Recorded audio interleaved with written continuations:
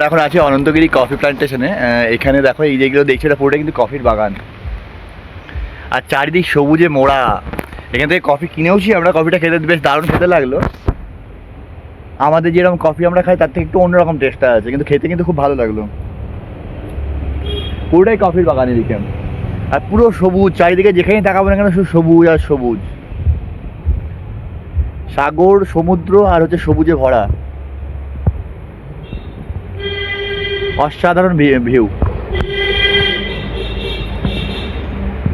এখন আমরা আছি চকলেট ফ্যাক্টরিতে। এটা চকলেট ফ্যাক্টরি, দেখো এখানে চকলেট তৈরি হয়, কত রকমের ভ্যারাইটি চকলেট আছে এখানে দেখাচ্ছে।